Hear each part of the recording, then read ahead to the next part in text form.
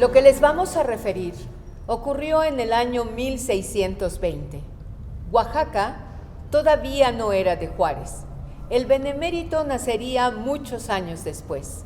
Es más, Oaxaca era la Verde Antequera, posesión española, ciudad muy noble del virreinato de la Nueva España. Había un camino real que conectaba las principales ciudades de la rica colonia, en donde transitaban muchas personas y muchos productos. Algunos de estos productos venían desde el lejano puerto de Acapulco o de Veracruz y se distribuían hasta Guatemala y viceversa. Y una parte de los impuestos se iba a la corona española. Todo, absolutamente todo lo que pasaba por ahí estaba escrupulosamente controlado. La corona tenía su sistema de real hacienda, con cajas en centros administrativos importantes, puertos mayores, regiones mineras y zonas indígenas altamente pobladas. Había oficiales asociados a ellas como contadores, tesoreros, veedores, factores, ensayadores y otros oficiales reales que se volvieron los principales comisionados del control fiscal de la corona en las Indias. El Camino Real pasaba por la actual Avenida Independencia de nuestra capital y en un promontorio estaba la ermita de San Sebastián. ¿Pero por qué hablamos de esto? Sí, ¿por qué? Porque en los más inesperados caminos ocurren los milagros. Sucede que una mañana fría de diciembre, un arriero llegó con sus mulas a la ermita de San Sebastián. En ese paso obligado para quienes traían preciadas cargas, el hombre decidió hacer un recuento de los animales de su recua. Era importantísimo no perder ni una sola caja del cargamento que generaba pingües ganancias, como los textiles de Guatemala, la seda, el marfil preciosamente trabajado y la marquetería venidos desde China, o los hermosos mantones de Manila, Filipinas, que eran los tesoros que viajaban por los agrestes caminos de la Nueva España. En esas estaba el hombre, cuando se dio cuenta que había una mula de más que se veía exhausta después de las largas horas de camino, pues traía una enorme carga y a todas luces el peso era excesivo para ella. Era muy peligroso para el hombre dejar la situación así. Estaba penadísimo el robo durante el transporte o la entrega de la mercancía. Podría terminar en una fría celda por el resto de su vida, o alguna cosa peor. Así que, sin pensarlo, empezó a preguntar entre los otros arrieros que dejaban cestear sus animales en los alrededores de la ermita de San Sebastián, si de casualidad alguien había perdido de vista alguno de sus animales. La respuesta fue negativa. El arriero, muy preocupado, regresó al espacio donde había dejado a su recua, y la mula además estaba al límite de sus fuerzas. El pobre animalito no soportaba el peso de la excesiva carga, y el hombre sintió infinita compasión. El hombre pensó: muchos de los pobres de la Nueva España somos como ese pobre animal, cansados hasta el límite de nuestras fuerzas, sin poder hacer otra cosa que seguir cargando el peso enorme de nuestro trabajo para hacer ricos a otros y para mandar una parte de nuestro esfuerzo al más rico entre los ricos que vive más allá del mar y nunca obtenemos recompensa. Una mujer que vendía atole entre los arrieros se acercó.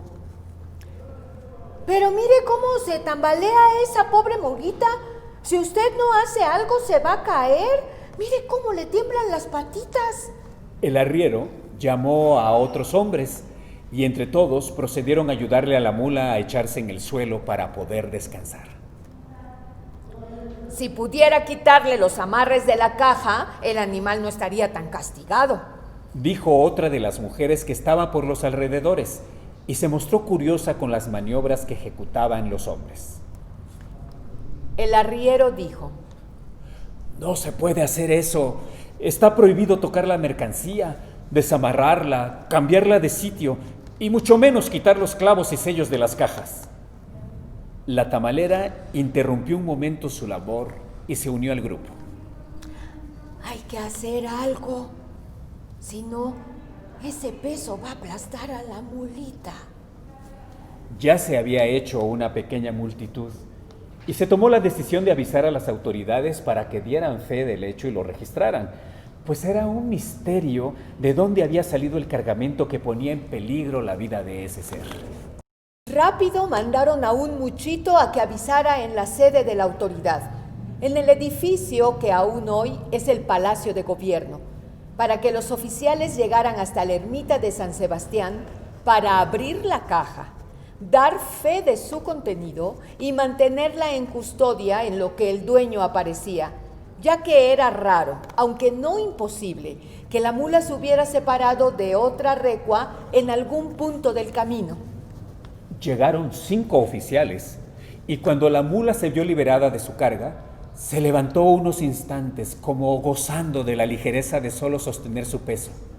Miró hacia todos lados, tal vez extrañada por el gentío que se apiñaba alrededor, y casi instantáneamente cayó sin vida, levantando una pequeña nube de polvo que se disipó junto con la exclamación lastimera de los testigos.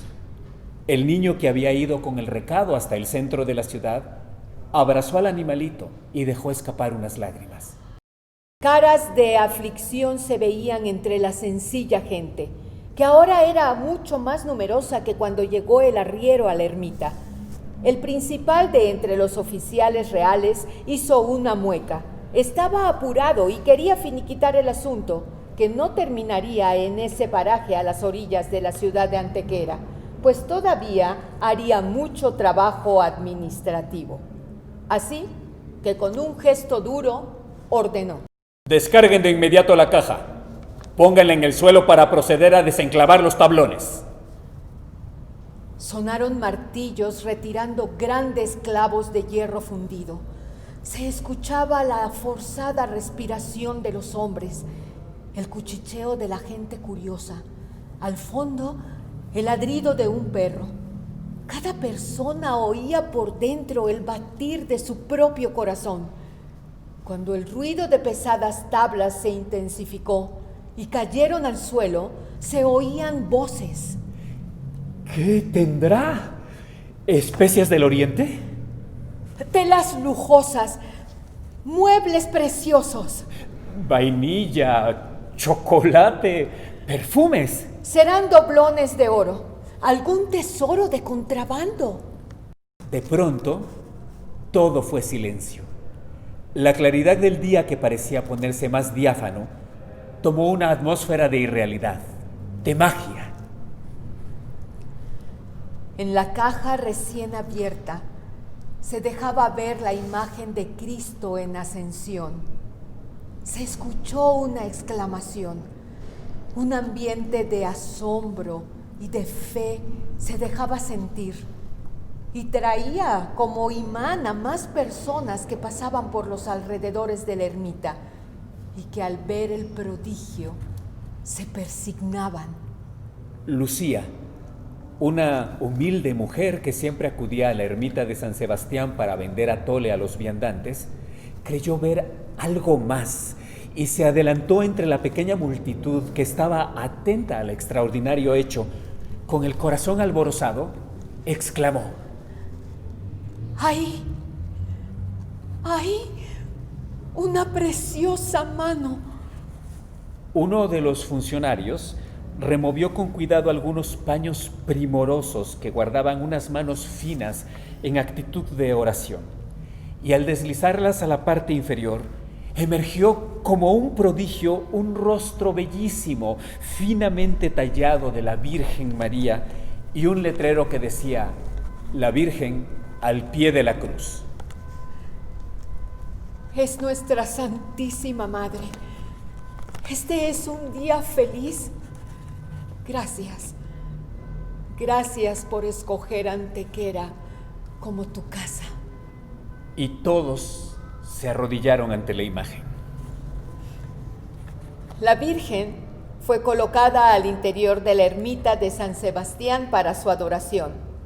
mientras que el Cristo se envió a la ermita de la Santa Veracruz, donde ahora se encuentra el Templo del Carmen Alto. El obispo Bartolomé Borges ordenó que en el lugar se construyera un santuario a la Madre de Dios en el trance doloroso en el Gólgota, al pie de la cruz. Y muy pronto se le conoció como la Virgen de la Soledad, cuya basílica con su fachada de biombo es una de las maravillas arquitectónicas de nuestra ciudad. Hoy, la Virgen de la Soledad se considera patrona de la ciudad de Oaxaca, pero también se le venera como patrona de los marineros y por ese motivo se le celebra con un paseo en el mar en lugares como Puerto Escondido y Acapulco.